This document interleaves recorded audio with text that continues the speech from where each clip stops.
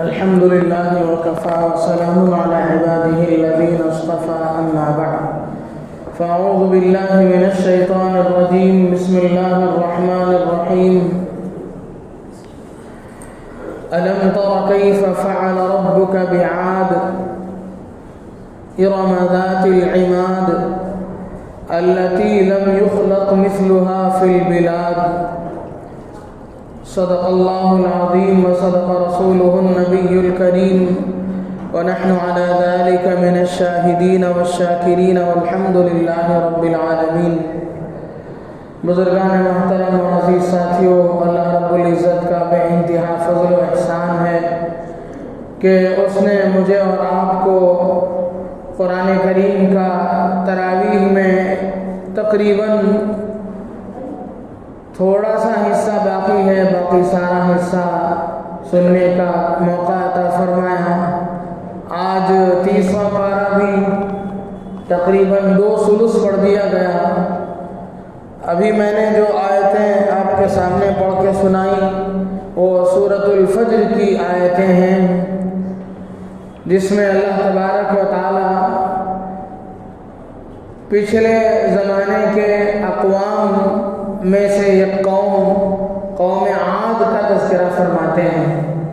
قرآن کریم میں بہت سارے اقوام کا تذکرہ ہے، قوم عاد، قوم ہود، قوم لوط، قوم شعیب، بہت سارے اقوام کے قصے اللہ تبارک و تعالیٰ نے ہمارے عبرت کے لیے بیان فرمایا.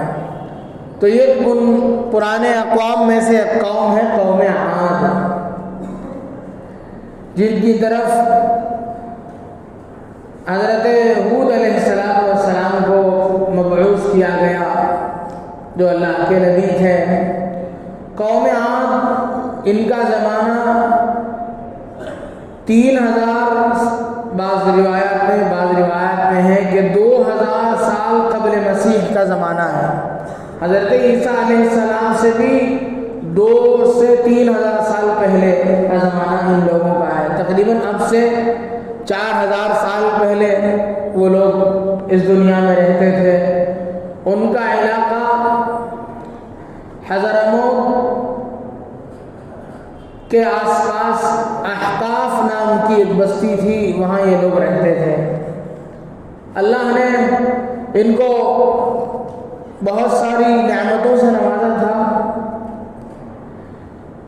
ان کی ایک خاص خوبی خود ان کے بدن کے اندر یہ تھی کہ یہ بہت اونچے قد کے مالک تھے، یعنی بہت جسامت ان کی بہت بڑی تھی، بہت ہی آڑے چوڑے اور بہت اونچے قد کے مالک تھے. عام طور سے آدمی ذرا قد میں لمبا ہوتا ہے تو ہلکا پھلکا اس کے اندر غرور بھی پایا جاتا ہے. یہ عام تاثر ہے، کوئی ضروری نہیں ہے کہ ہر لمبے آدمی کے اندر غرور ہو. عام طور سے جو ہائٹ ہوتے ہیں ذرا ان کے اندر ذرا فخر کی چیز ہوتی ہے. تو یہ پوری قوم ہی ایسی تھی، اپنے بدن پر ان کو ناز تھا، بہت ہی لمبے ہونے کی وجہ سے اور جسامت کے اعتبار سے قوی الجثہ، طویل القامت اور قوی الجثہ ہونے کی وجہ سے ان کو اپنے اوپر ناز تھا، اور یہ سمجھتے تھے کہ ہمارا کوئی کچھ نہیں بگاڑ سکتا. اور یہ حضرت نوح علیہ السلام کی اولاد میں سے تھے. ان کی 4تھی یا 5ویں پشت میں حضرت نوح علیہ السلام کا نمبر آتا ہے. اس کے ساتھ ساتھ اللہ تبارک و تعالیٰ نے ان کو خاص ملکہ عطا فرمایا تھا کہ یہ بہت بڑے بڑے مکانات، پہاڑوں کو تراش کر کے پہاڑوں میں بڑے بڑے مکانات تعمیر کرتے تھے. بہت عالیشان مکان انہوں نے اپنے ہاتھوں سے بنائے، چونکہ بڑی جسامت تھی، بھاری بھرکم چیزیں اپنے ہاتھ سے اٹھا لیتے تھے. بڑی بڑی چیزوں کی تعمیر کے لیے ان کو کسی تعاون کی ضرورت نہیں پڑتی تھی، تو یہ بڑے بڑے مکانات تعمیر کرتے تھے، لیکن بتوں کی پوجا کرتے تھے. حضرت نوح علیہ السلام کے زمانے میں کچھ بتوں کی پوجا ہوتی تھی، جس کا سورۃ نوح میں تذکرہ ہے. نصر کچھ بتوں کا تذکرہ ہے، یعوق و نصرا، کیا آیت ہے وہ؟ وقال نوح ربی انہم عصونی واتبعوا من لم يزده ماله وولده الا خسارا ومكروا مكرا كبارا وقالوا لا تذرن آلهتكم ولا تذرن ودا ولا سواعا ولا يغوث ويعوق ونسرا. یہ 5 بت ان کی پوجا کرتے تھے. ان 5 بتوں کی یہ لوگ پوجا کرتے تھے. اس کے بعد ان کے کچھ الگ بت بھی تھے، اس کی بھی پوجا ہوتی تھی. اللہ کے نبی حضرت ہود علیہ السلام کو اللہ تبارک و تعالیٰ نے مبعوث فرمایا. حضرت ہود آئے، انہوں نے اللہ کی طرف دعوت دی تو یہ لوگ کہنے لگے اجئتنا لنعبد اللہ وحدہ ونذر ما يعبد آباؤنا. کیا تو ہمارے پاس اس لیے آیا ہے کہ ہم ایک اللہ کی عبادت کریں اور ہمارے آباء و اجداد جن کو پوچھتے تھے اسے چھوڑ دیں؟ یہاں رک کر کے ایک بات ہمیں سمجھنے کی ضرورت ہے کہ آباء کی تقلید، اپنے پرانوں کی تقلید کر سکتے ہیں لیکن اچھے کام میں کرنا چاہیے، اندھی تقلید نہیں ہونی چاہیے. سورہ یاسین میں بھی ہے، سورہ یاسین کے اندر بھی ہے جس میں اللہ تبارک و تعالیٰ نے فرمایا کہ اگر ان کے آباء و اجداد نے غلطی کی تھی تو کیا یہ بھی غلطی پہ رہیں گے؟ ہم لوگ بھی عام طور سے کہتے ہیں کوئی بدعت ہمارے درمیان میں پائی جاتی ہے، اسے سمجھاتے ہیں تو لوگ کہتے ہیں یہ ہمارے بڑوں سے یہ چیز چلتی آ رہی ہے. بڑوں سے کسی چیز کا چلتے ہوئے آنا یہ کوئی شرعی حجت نہیں ہے. شریعت میں کیا چیز صحیح ہے کیا غلط ہے ہمیں اسے دیکھنے کی ضرورت ہے. اگر ہمارے بڑوں نے اس زمانے میں نہ اتنی دنیاوی معلومات تھی نہ اتنی دینی معلومات تھی، اس وجہ سے ہو سکتا ہے اللہ ہمارے بڑوں کی مغفرت فرمائے، ان سے کچھ چوک ہو سکتی ہے تو کیا ہم اسی چوک کو ہم بھی کرتے بیٹھیں گے؟ یہ تو عجیب فلسفہ ہو گیا. تو ان لوگوں نے کہا اجئتنا لنعبد اللہ وحدہ ونذر ما يعبد آباؤنا، اور اس پر آپ عذاب کا بھی تذکرہ کرتے ہیں. فأتنا بما تعدنا ان كنت من الصادقین. تو لاؤ عذاب، تم کیا کس عذاب سے ہمیں دھمکاتے ہو؟ لاؤ عذاب دیکھیں گے. کچھ لوگوں نے یہاں تک کہہ دیا حضرت ہود علیہ السلام کو، قال الملأ الذين كفروا من قومه إنا لنراك في سفاهة وإنا لنظنك من الكاذبين. 2 باتیں کہیں. ہمیں تو تم بیوقوف معلوم ہوتے ہو. نبی وقت ہے ان کے ساتھ ان لوگوں کا رویہ انا لنراک فی سفاہہ، ہم سمجھتے ہیں کہ تم بیوقوف ہو، ایسی باتیں کر رہے ہو، ہماری جسامت دیکھتے نہیں، ہماری طاقت کا تم مظاہرہ نہیں کرتے ہو، ہمارے مکانت کو دیکھتے نہیں ہو، کون ہمارا کیا بگاڑ لے گا؟ لگتا ہے تم بیوقوف قسم کے آدمی ہو. انا لنراک فی سفاہہ. اور آگے فرمایا وانا لنظنک من الکاذبین. یا تو بیوقوف ہو یا تو تم جھوٹے ہو، 2 میں سے کچھ ہے. اللہ کے نبی حضرات انبیاء کرام علیہ السلام کی شان تھی کہ وہ اپنی قوم کو جتنا ہو سکتا ہے سمجھاتے ہیں، اپنی پوری طاقت کو صرف کرتے ہیں، اپنے اوپر جو باتیں آتی ہیں اسے برداشت کرتے ہیں. ایک داعی سے اسی چیز کا تقاضا کیا جاتا ہے کہ جو بھی مشکلات، جو بھی باتیں ادھر ادھر کی باتیں ہمارے سلسلے میں ہوں، ہمیں صبر کرنا چاہیے اور اپنے کاموں میں لگنا چاہیے. حضرت ہود علیہ السلام نے اس کا بڑا اچھا جواب دیا. حضرت انا لنراک فی سفاہۃ وانا لنظنک من الکاذبین. انہوں نے کہا قال یا قوم، اے میری قوم، لیس بی سفاہۃ، میں باولا بھی نہیں ہوں، دیوانہ بھی نہیں ہوں. لیس بی سفاہۃ ولکنی رسول من رب العالمین، بلکہ میں اللہ کی طرف سے تمہاری طرف رسول بنا کر کے بھیجا گیا ہوں. ابلغکم رسالات ربی، میں تمہیں اللہ کے پیغامات کو تم تک پہنچانے کے لیے آیا ہوں. وانا لکم ناصح امین، اور میں تمہارا امانت دار خیر خواہ ہوں. میں تمہارے ساتھ ہمدردی کرنے کے لیے بھیجا گیا. تو مجھے کیا سمجھتے ہو؟ یہ اس طریقے سے حضرت ہود علیہ السلام نے ان کی باتوں پر برہمی کا اظہار کیے بغیر ان کو بڑے نازک انداز سے سمجھایا کہ تمہاری باتیں تم جو کہتے ہو وہ چیزیں میرے اندر نہیں ہیں، نہ میں دماغ سے معذور ہوں، نہ زبان کا جھوٹا ہوں، بلکہ میں اللہ کا پیغامبر ہوں، تمہارے سامنے پیغام اللہ کا لے آیا ہوں، میری باتوں کو سن لو، میں تمہارے ساتھ خیر خواہی کرنے والا ہوں۔ لیکن وہ قوم کب کو ماننے والی تھی، ان لوگوں نے مسلسل اللہ کے اس نبی کی بڑی نافرمانیاں کی، بڑی گستاخیاں کی، بڑا مذاق اڑایا۔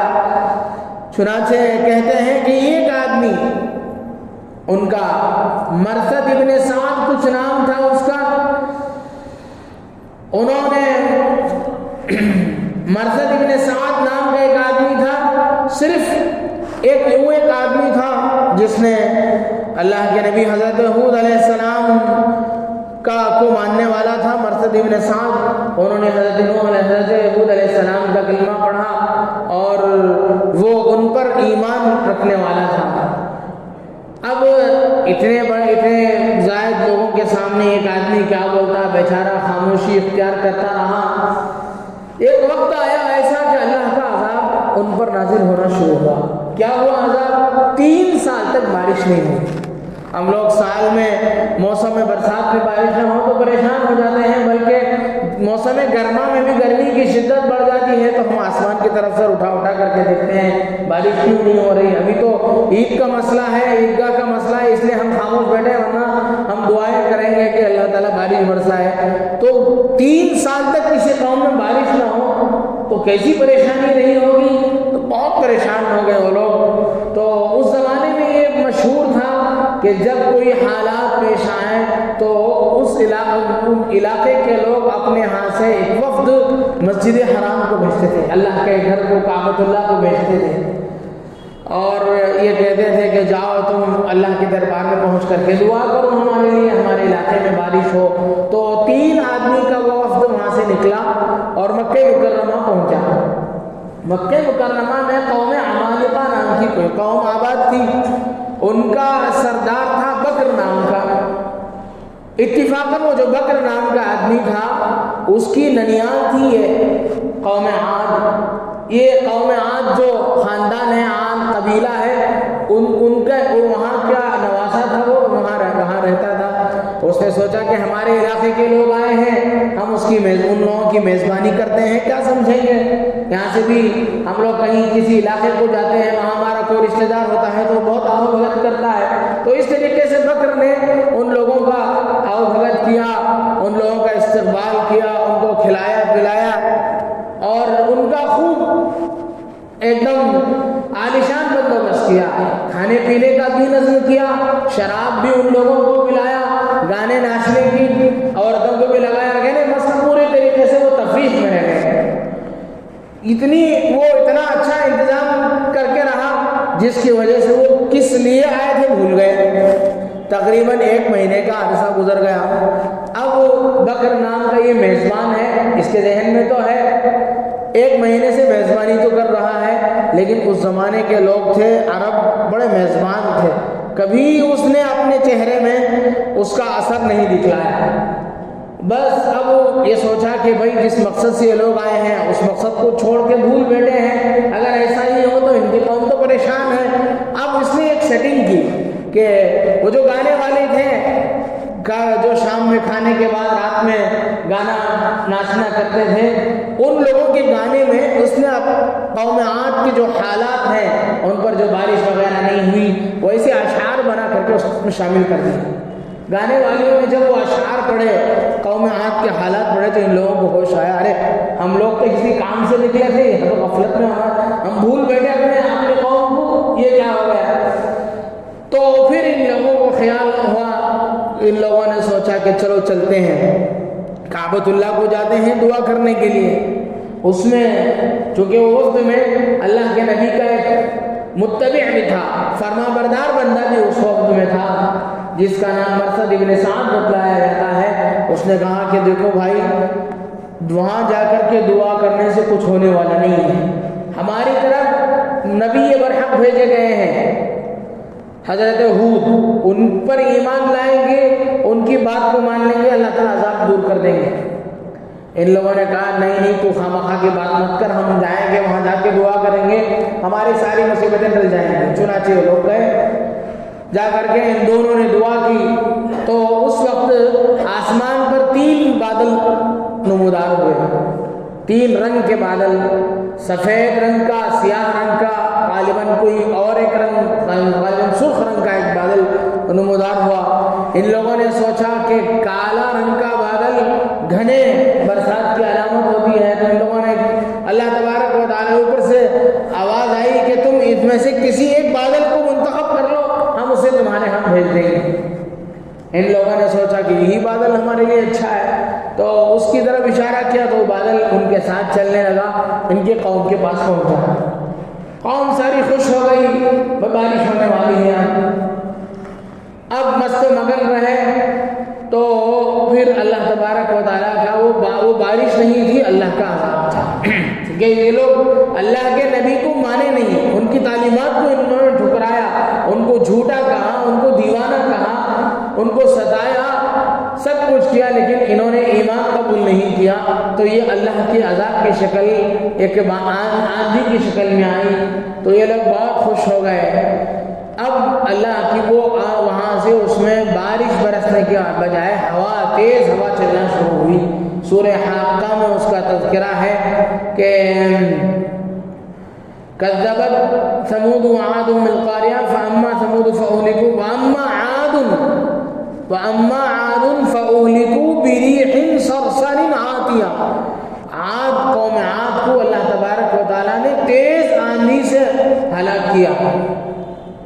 سخرها علیہم 7 لیال و8 ایام حسوما، 7 رات 7 لیال و8 ایام، 7 رات اور 8 دن تک وہ آندھی چلتی رہی۔